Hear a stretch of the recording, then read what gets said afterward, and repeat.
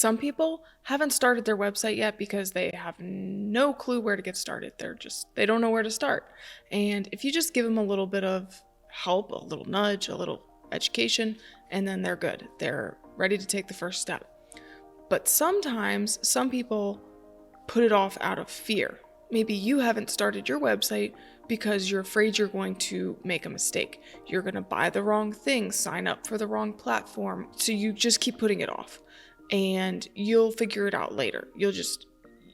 It freezes you because you don't want to just go in the wrong direction. So you just go no direction at all. Does that sound familiar? Does that sound like you? If so, then that's why I made this video today. Today, I'm going to identify the 5 beginner mistakes that I see most often when it comes to building your own website. Hi, I'm Rebecca, and I've helped hundreds of Etsy sellers and handmade business owners just like you learn how to build their own website. I've been doing this for over 10 years, so if you're new here and you haven't subscribed yet, I invite you to hit the subscribe button and also make sure that you click the notification bell, and that will make sure that you are notified whenever I post a new video. My goal for this year is to create a lot more videos for you, so if you have any requests, put them in the comments below. And if you're ready to build your website in 2022, or whenever you're watching this, maybe you're watching this a few years from now, give this video a thumbs up and let's get started.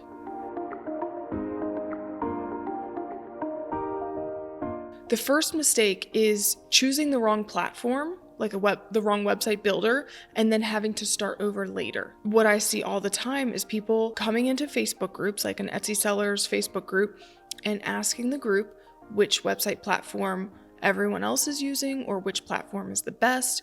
And what's going to happen when you ask a question like that is your comments and feed is going to get flooded with all kinds of suggestions, recommendations, what's worked for other people. Don't ever try this specific platform. And what I see in these comments is a lot of good advice, but then also a lot of bad advice. And to someone who is not a web design professional, you may not be able to distinguish the good advice from the bad advice or the good recommendations from the not so good. And the people who are giving these recommendations, they're usually not web designers. They don't know the best website practices, standards. They don't know graphic design, and they're just telling you what works for them, which may or may not work for you because your business is different than their business. So if you go off of these recommendations, you may end up building on a website platform that's just not ideal for what you need. So then you might end up spend weeks, months building out this website from scratch, and you start hitting in these road bumps. You can't customize this, you can't put this certain feature that you really needed, it doesn't integrate with this thing that you really wanted, and you just keep basically hitting a wall over and over and over again, and you're getting frustrated, and then you're realizing that this is just not going to work, and it turns out that you need a completely different platform, and then you're kind of back at square one because the way these platforms are built, they're all completely different, and there's not really like a one-click migration. You can't just like pick up your website and move it over to a different platform because it's built completely different. So you end up having to build from scratch. So in order to avoid this, I suggest that you watch one of my previous videos. I went over all about how to choose the best website platform for handmade sellers. And so we'll walk through step by step how to come up with the primary purpose for your website, the goals for your website, and plan out all your must-have features, which is going to help you when it comes to comparing the different platforms that are available. The second mistake that I see so many handmade sellers making is to do it themselves without any help. They're just gonna YouTube their way through it. And while I am a YouTube channel and I'm helping people do that, sometimes that's not the best option because you can either spend time or money or some combination of both when it comes to getting your website done. It needs to get done, and it's gonna take one or the other or a mixture of both. So some people are trying to save so much money and penny pinch, and they don't want to hire a professional to do their website for them, which is fine. I totally understand that.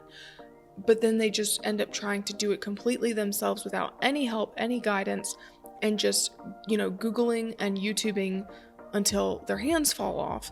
And you can just waste a lot of time doing it that way. There is a point where you're trying to save so much money that it actually ends up costing you more, because if you're dead set on going as cheap as possible and you don't want to invest in any of the tools or any kind of education, then you're going to make your website project a lot harder than it needs to be, a lot more frustrating. It's going to take more time.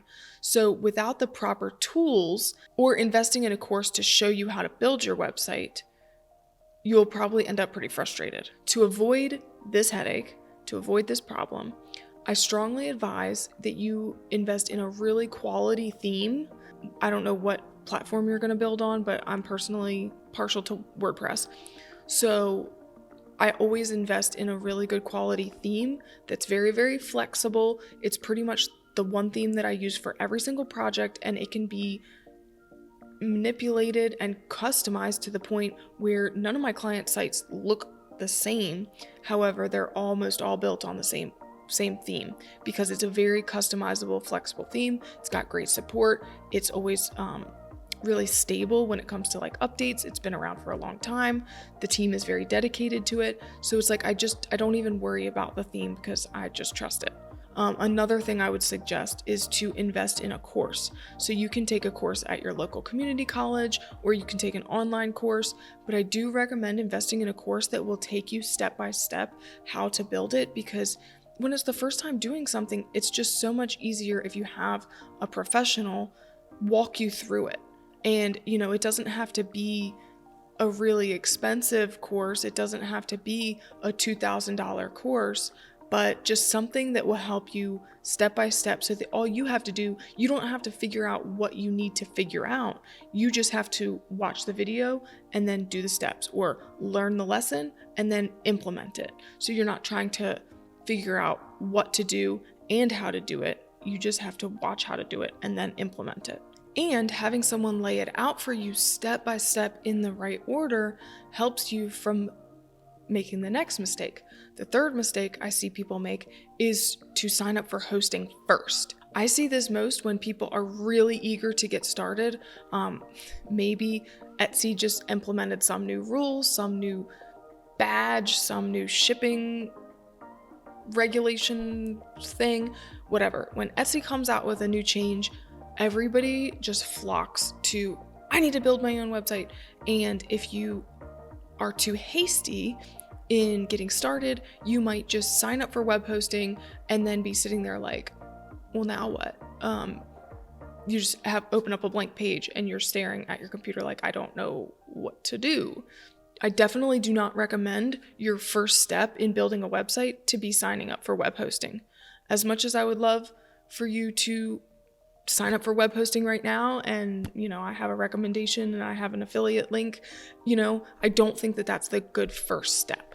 Don't waste your money on having a hosting running, like you're paying hosting fees while you're still prepping and planning and designing and picking out colors and fonts and collecting your pictures. There's so much that goes into a website that a lot of it can be done before you ever start paying for web hosting. So the way that I teach it is front loading all that prep work so that you're not paying unnecessarily for a glorified coming soon page that's not doing anything to help your business. You're just paying for a website that's not doing anything. The fourth mistake I see people making is not using a drag and drop builder, or choosing a really crappy one. So in Shopify and WordPress, some things are drag and drop and then some things are not. Some things have built-in drag and drop options that are not really the best, most efficient, most flexible options. The drag and drop builder that you choose to build your website with could mean the difference between wanting to throw your computer into traffic versus a user-friendly, enjoyable experience that makes building your website easy. So not using a page builder at all, or using a poorly created page builder, is definitely going to cause you a lot of headaches. So you want to choose a reliable, stable, user-friendly page builder. My personal favorite is called Beaver Builder.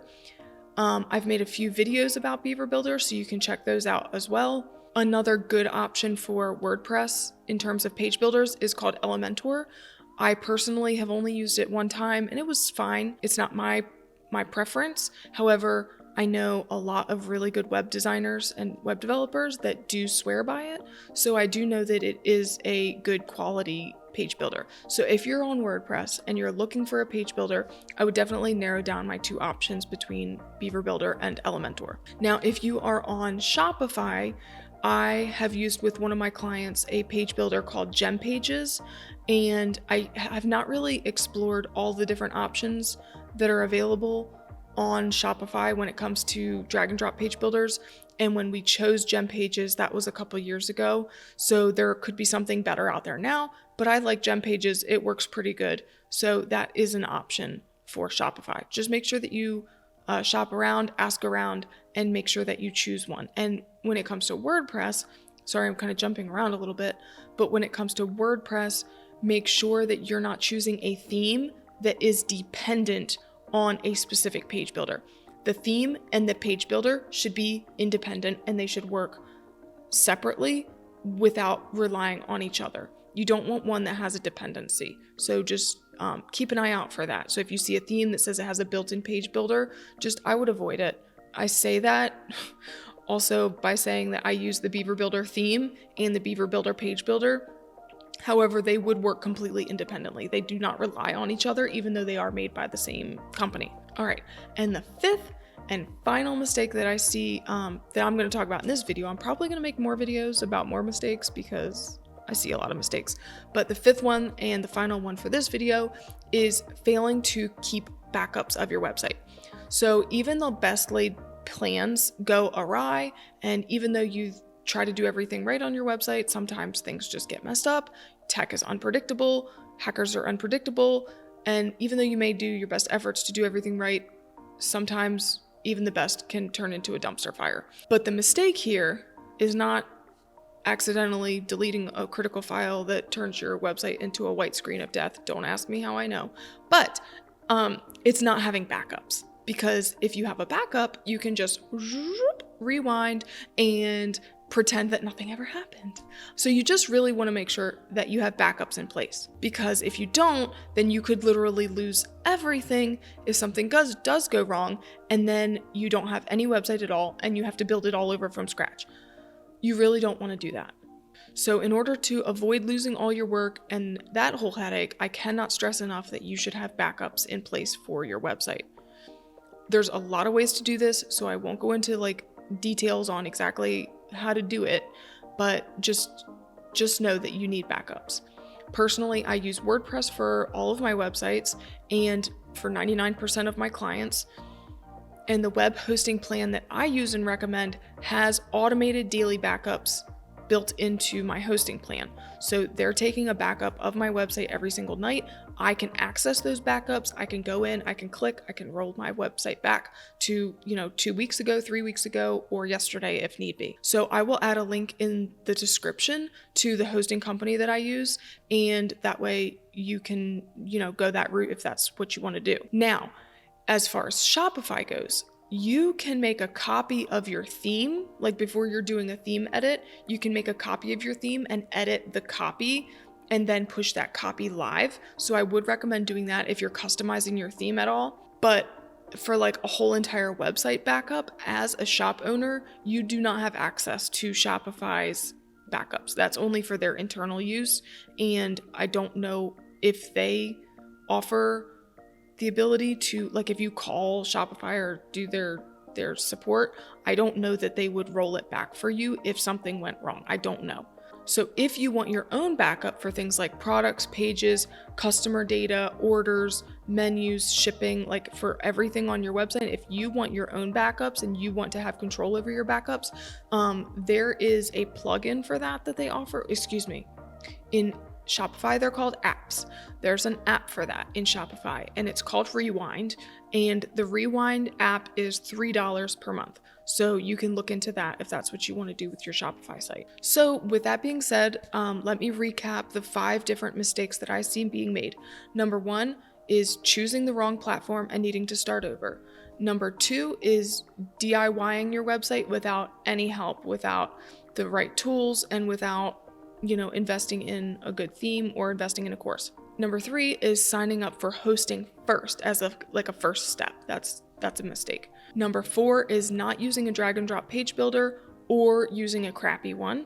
And number 5 is not having backups. So now I hope you feel a lot more prepared to create and launch your own website. And I'm glad that I was finally able to make this video. It's been in my mind for a while. And I want nothing more than to save you time, money, and sanity when it comes to building your websites. Another thing I want to tell you that I hope that you will join me in my upcoming 3-day bootcamp. I'm going to have 3 days full of lessons, specific action steps to help you get started on your website so you can get some quick wins and figure out the planning portion and how to choose your platform, like picking out the right platform based on your specific needs. So read all the details in the description, click the link and register for the bootcamp, and you will be ready to build your website this year. Bye guys.